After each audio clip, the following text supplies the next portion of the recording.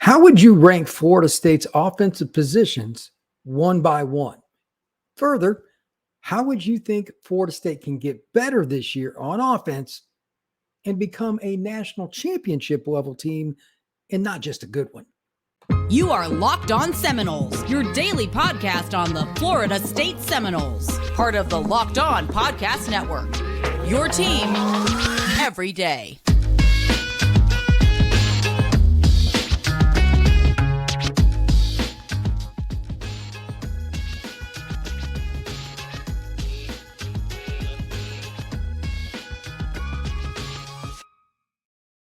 Welcome back into another episode of Locked On Seminoles. I am your host, Brian Smith, and we are going to discuss Florida State's offense. It's going to be a fun podcast. But first, thank you to the everydayers that come in here, make this a great pod. I enjoy being here and building this.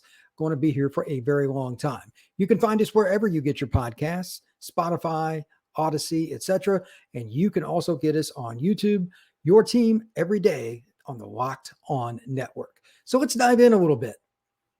Florida State has some really good players on offense that are performing well, but we need to figure out what the situation is in regards to, okay, who's doing the best? Like if we were to rank them, that's what this first segment's about. And then we'll move on. We're going to talk about what they can do better. And then quite honestly, how do you get to the elite point? It's a progression. So let's keep that in mind. This is not an easy thing to talk about because there's a lot of points. I want to get into it pretty quick. First off, FanDuel. This episode is brought to you by FanDuel Sportsbook, official sportsbook of Locked On. Make every moment more right now. New customers can bet $5 and get $200 in bonus bets. Guaranteed. Visit FanDuel.com/locked on to get started. All right. Now here's the deal. You can rank these things however you want, and it's subjective. There's injuries. It's who you play. It's who comes in and out of the game. It's what players have been available because of injuries through fall camp. There's all kinds of these little things that change it, but it's still subjective at the end of the day. So this is my eye test. And as I like to say, I am a stat guy. I will bring some of that into the equation. We're going to break it down. Here's my number one, Jordan Travis. He's been clutch when they've needed him to be, when the running game's not going real well, or even when there's been good coverage, like the ball to Keon against Clemson. He put it in a spot where Keon, who's obviously very good, can make things happen. Same thing with Johnny. Same things when he needed to, even after being banged up, even after being hurt with that shoulder. Jordan Travis has been money. That's bottom line. I call it like I see it, but this one wasn't real hard. There's a reason Jordan Travis is a Heisman candidate. He's earned it. Pure and simple. If you don't earn it, you don't get rewarded. Number two on my list, this is where it gets convoluted and everybody can look at it different ways. I got the receiver group because of Johnny and Keon. They need to be more balanced. I've talked about that on a recent podcast, but Florida State is still trending in the right direction. When you're making big plays and you're scoring a lot of points, they're averaging over 40. How am I going to, objectively make a reference to the Florida State offense not being good? They're averaging over 40. Now, with that being stated, there are things they need to work on and get better in clutch moments, and obviously the running game. We'll get to that in a second. But the receiving group, while not the most balanced, is like I thought it would. They've had some guys banged up, etc. They're still getting it done with their two big play guys. Primarily at receiver, we'll talk about tight end in a second. But over the top, screen game, money third downs, the receiver group has been pretty good, led by Johnny and, of course, Keon. Number three, this is the one that's most under. I want to hit a couple of stats real quick just to give them some credit and then talk about the overall aspect of being a tight end. But if you look at Florida State's offense, they run a really complex number of schemes based on personnel packages. And what do I mean by that? Well, they could be in two running backs and two tight ends, one running back, two tight ends, whatever. But how they line up in the formation is all over the place, which is hard to defend. And they've got multiple guys that can do something like that. Marcus and Douglas, he's the big dude. You can put him as an H-back or a tight end. He can beat on somebody, give a chance for Rodney Hill, to Feely, whatever it is, quarterback power. That's an extra offensive lineman, in addition to what these guys are doing as pass catchers. I think Florida State has a really good group, just my opinion, and it's balanced. But I don't think you're going to get the respect because they don't catch the ball a lot. And that's not what's fair, but that's what the announcers usually talk about on games. Like Morlock's a good receiver, but they're not catching touchdowns. Of course, Jaheim Bell is the bell cow. He is the one that's catching touchdowns. He's got 2, but he's used like a fullback, like a receiver. He's a very versatile kid. I don't really consider him a tight end. I just consider him a football player. But he's the one that brings that grade up. It's really, really good to have balance because when you got somebody like Marcuston in the game, and then you put Jaheim in motion from H-back or something, you can really shift and do different things in the run game. And then it also, same action, a play or two later, play action, throw it in the flat. Jaheim Bell turns it, and he's lined up against some poor corner that he weighs 75 more pounds, and they've got to tackle him. Good luck to that guy. Better you than me. So I'm going with them, number 3. Number 4 is the running back group. I think that it's pretty close between them and the tight ends, but I just think they can do even more, even though the O-line hasn't been great, and they're obviously the bottom of this group. But here's what I want to see more from in regards to the O-line. And that's just being consistent to give them a chance. But when the running backs do get a chance, and this is why they're number 4, not number 2 or number 3, they haven't hit enough big plays in one-on-one situations at the second level. Shoestring tackle, etc. And then they've made some big plays, but they haven't made as many as they're capable of. They have 3 dynamic running backs. They don't have enough long plays. It's that simple. Now they've caught the ball pretty well, etc. But also you got to look at it realistically. Hey, this is what happened. Tofili's fumble at Boston College put that game in jeopardy. That's fact. So you have to be able to make big plays, and then of course don't give it up. Can't do that. Finally, the offensive line, and they're 5th, but there's an asterisk. You can't have your left tackle and your center banged up. It just doesn't work. If that continues throughout this year, it's almost a lock that it will end at number 5. I wish there was a better way to say it, but there's just no good way to do that, man. There's just not. You're not going to win games with a lack of chemistry up front, even at the pro level. If it could be an all-pro like Quentin Nelson for the Colts, or it could be just the last guy on the starting offensive line for some other team at offensive guard. When they go out, it's not the same in terms of chemistry, especially with pulling, the running backs knowing how it's going to work, how they're going to cut off their block. It's all timing. Very difficult. And now your center's been banged up. I don't know, how that's going to work, but Florida State needs guys to get healthy and get a lot of practice reps. They're in a very tough stretch with that, but the good news is they play Virginia Tech coming up.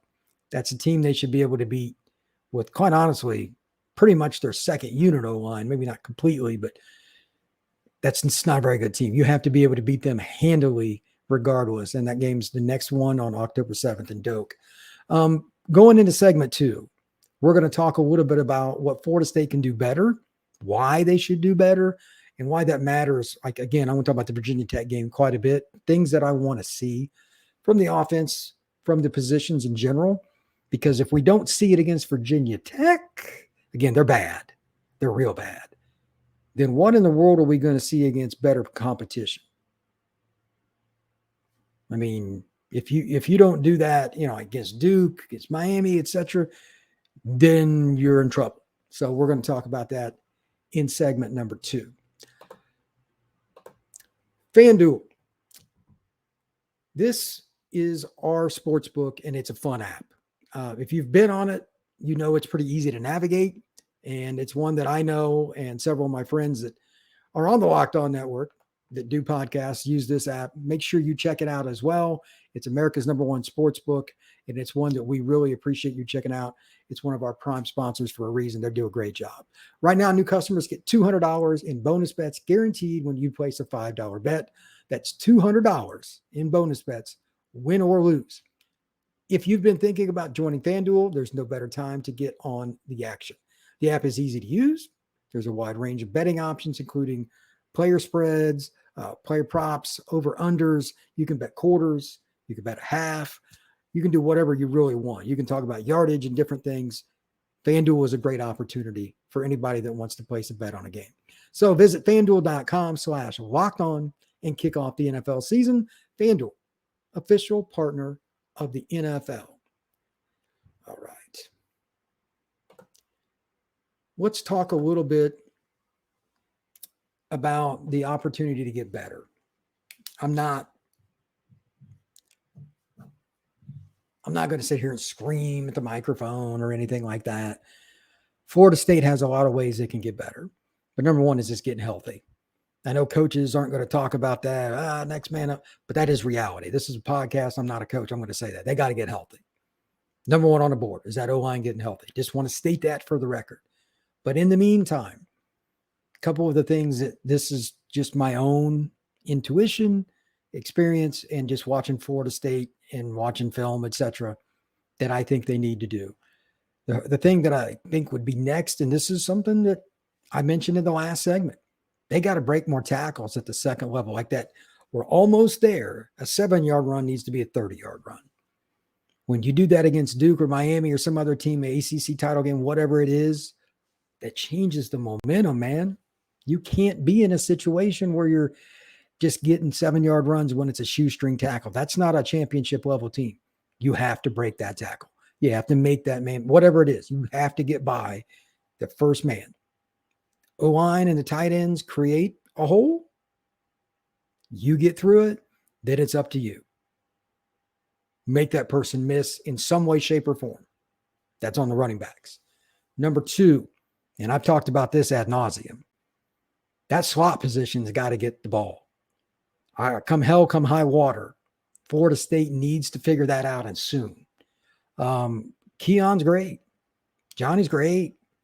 When they play teams with NFL corners, that's not going to be friendly. LSU was down, and I talked about that for a week and a half at corner. This isn't the traditional LSU team. I said, Florida State's going to dunk on them, and they did. That is nowhere near the traditional LSU secondary. That's no good. But now you have to start spreading it out. You have to prepare like every game is a playoff game because your objective is to get to national championship. There ain't any doubt about that. So is what's going on in totality at the wide receiver position, including slot, where it needs to be? The answer is pretty simple. No, it is not. It's not even close. And I don't know if it's all injuries. I don't know if there's something out of sync. They have to find a way to do it. And that includes jet sweeps and other things too. They got to get better there. The other thing that I want to mention here in relation to that, you can always block a little bit better. There's always a chance to do that. And they do a pretty good job. They got big receivers outside. That helps. Maybe that can also be something that can help the running backs break that second level tackle on an outside zone or something like that. Just want to mention that. The other thing that I want to talk about is being able to play a 4-minute offense a little bit more. And this is more techie for you football nerds like me. This is where it's fun. In the middle of the game, sometimes you speed it up. You just go, boom. We're going to go rocket, and we're going to try to put the hammer down and score quick. You don't want them substituting whatever. And that's fine. Score any way you can. This is the way I look at it. If you think that's best, have at it. But there's the other side of that, especially if the other team just scored and it's a 12-play drive. They've been out there and they're gassed. Under no circumstance, fast, normal speed, huddle, going as slow as possible. You can't go 3 and out. That's first. But it would behoove you to help your defense and go really slow sometimes. Florida State's defense got some depth, fortunately. But as you get into the middle of the season and then the back half, being able to play what they call a 4-minute offense, we're going to slow it down. You know we're probably going to run a little bit more, but you're not going to stop us. I mean, just traditional old school kind of football. Even, 1987 Florida State in the I formation kind of football, that kind of stuff. You have to be able to do that a little bit more, I think, coming up. Number one, because the teams you're playing, you don't want to give your defense more times on the field. You want to try to reduce possessions for the other team by at least 1, preferably 2, basically, if you can catch it right at the end of the half where they get the ball with 30 seconds or something, and it's not really a possession, but at least 1. So if they can do that and still be effective And hopefully, again, if the running back pops one for 70 yards, hey, it is what it is. Strike up the band. They need to be a little bit more effective and utilize that. It's not like they don't do it. This is a finite thing. It's small. But I think they need to start worrying about how many snaps key players take. Jared Verse, guys like that, because it is way harder energy-wise to play defense as opposed to offense. If they can run 4-minute offense whenever they want and be effective and go back and forth between fast and slow, it would behoove Florida State, and it makes it really difficult for teams to prepare for them because you just don't know what they're going to do series to series. And that changes your substitution patterns as a defensive unit. So that's something to think about. One last point here with this red zone, and it's just play calling and stuff. And it could be just short yardage if you want to stretch it out to that. I'm curious if they're just going to extend, if you will. Against Virginia Tech, you'll probably be vanilla, but I'm curious how many different concepts. Like, for instance, against Clemson, that play that Keon caught the first, that was dope. Fake screen, moved to the middle. The DB was completely faked out. I mean, he got depantsed on national TV. How many more of those kinds of plays where you just, look, you schemed that bad boy up? It was Keon that caught it, but it could have been anybody. Keon was a good guy to throw it to because he's a big guy and he's a pretty good blocker. Being bigger, they expect him to block a lot in the screen game, so it worked. But you could have done that with about anybody. He faked that guy out, did his job, executed. Coaches love that word, and for good reason. Wide open, 6 points. They're going to need a few more of those plays against elite teams. Again, the Noles are averaging like 43.3 points a game, so they don't suck by any means. But when you're in the red zone, you need to capitalize. I'm going to be curious what to do against Duke and teams like that are good defense, that have an opportunity to throw different types of things at you. You got to counter. Just something to think about. It's not a huge deal, but it's something to think about. So keep that in mind. Before I go into segment 3, it's going to be about making it elite. This is the picky stuff.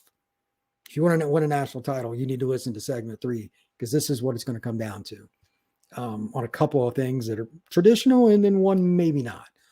But that's something we'll get into. But before I do that, just a note, Locked On's College Football Live Show every Friday, 11 a.m. to 1 p.m. on YouTube. It's going to be recorded, so if you can't see it live, that's okay. But it's going to talk about all the different games coming up each week. Going to have analysts from the different Locked On shows.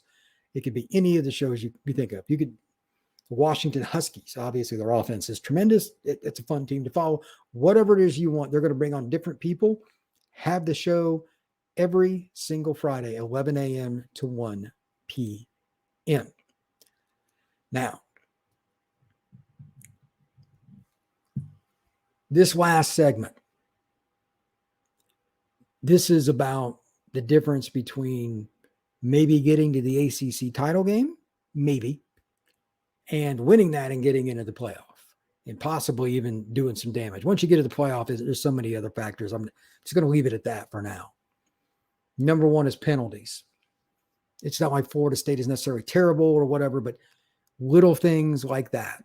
That's something I look at when you get into big games. There's a few teams that I was studying today, and I was surprised. I'm not going to go into all these other teams, but there's a few that I don't think are as good as their ranking, and some that could be a lot higher if they were better with penalties. Don't be that team. I talked about it before the Clemson game last week. It's very simple. Florida State can't have those plays. These are my 2 big pet peeves, especially on defense. Quarterback fakes and the guy jumps and he runs around and gets first down. Drives me nuts. The other one's late hits on a running back or quarterback kind of going along the edge when it's going to be like a no-sum gain or a loss, and you tag the dude. Don't be an idiot. Those kinds of plays can win you or lose you a game. Don't be that. 2, and this kind of goes into the offensive grades by position. Quarterback's been good. It needs to continue. Jordan threw a couple really dumb passes in the LSU game. One burned him for a pick. He cannot have those moments in a big game again, period, especially with the way the O-line's playing. I'm not going to delve into that anymore. It's pretty straightforward. If quarterback play is not good, you ain't sniffing an ACC title, let alone a playoff, period. He's on the right trajectory. but he's got to get over the top. And here's the key with that. At some point, that shoulder, I mean, if he doesn't get healthy, they're not winning it. Let's cut to the chase here. He has to be a consistent running threat. Right now, he's not. But assuming he's healthy, and then for the rest of this point here, I'm assuming that he is, so please take it that way. He has to run smart and still maximize. You're talking about a fine freaking line because he can't get hurt again. They're not winning it unless he's starting quarterback and he's freaking healthy, period. So when he does run, as much as it will tick him off, one rule, slide. That's it. He cannot take hits on that shoulder. There's just no way around it. So that's something that's got to happen. 3, the offensive line's done a pretty good job considering the injuries with pass protection minus the right tackle situation. I'm just going to say it. They got to fix that. It's not worth even going into. That's got to get fixed. But if they can get guys back, again, the injury thing is Florida State's biggest concern. And I can't really talk much about that on the podcast. It just is what it is. If they can get just a little bit better in the running game, think about this. Their run adjusted average was like 32, 39 yards. It was in the 30s against Clemson, and they still won. Imagine if just for every game the rest of the year, and it'll be better than this, but if they averaged for the game just 100 yards, what would they have done to Clemson if they ran for 100 yards? This passing game killed them, especially in critical moments, with 0 run game. 0. I mean, they were terrible. Nobody's guarding Johnny and Keon. They're not. Some of those plays that they make, they're not open. They're just bigger. They were created differently. Yeah, God made these guys a little bit bigger. I mean, Keon's 215, 220, no body fat. Johnny's 235.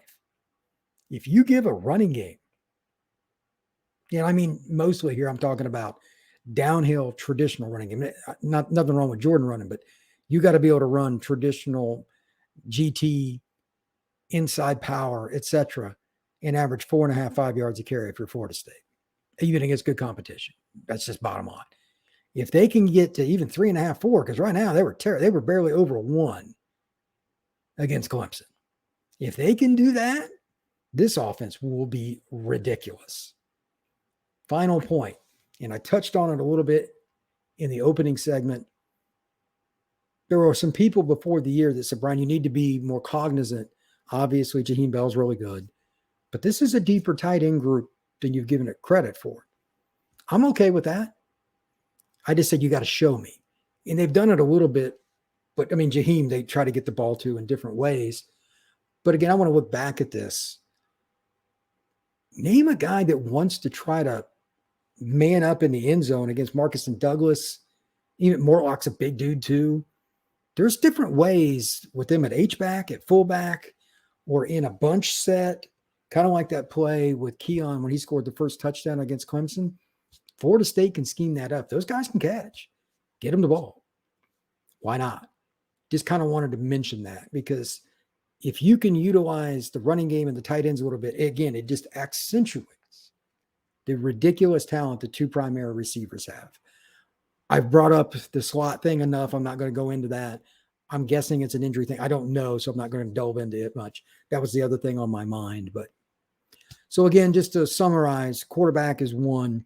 That's been, in my opinion, the best group. Receiver, then tight end, then running back, then O-line. There are different things they got to get better at. But this podcast just wanted to kind of say, hey, it's good, but they actually have a lot of meat left on the bone that they can hit. Florida State's not done as an offense. They got Virginia Tech up next. It's not exactly a dominant team. They should be able to hit the hammer and draw 40 points or more. They should strike blood pretty quick. I just don't think Virginia Tech's that great. So how focused are they? And some of the things I just talked about, get the tight ends the ball. Can they run the ball better? Can the running backs make plays at the second level and break those runs? These are important factors. If you want to ascend in college football, it's about one. It ain't coaching, man. I know everyone wants to blame coaches because it's easier to get rid of one coach and you think this is not a coaching thing. It's players here. Getting healthy, but guys breaking tackles, coming out and making the catch, etc. These are simple things that Florida State players can do. They have the ability. So let's see. Please like this podcast. Please share it. Please hit that notification bell. Whatever app you're using, please give it a high rating. I would thank you very much for that. And coming up, we're going to be starting to trend here pretty soon in regards to getting into Virginia Tech next week. But I am going up to Savannah. I'm going to go see Luke Cromahawk play on Friday night. I'll probably do some kind of podcast on Saturday or Sunday. I'm going to be traveling throughout the weekend, go see my cousin. So at some point this weekend and maybe on Sunday, check out the podcast again after you see the Friday pod. And we'll check in about what he's doing, and we'll do some recruiting stuff again early next week as well. But thank you folks very much. You all have a great day.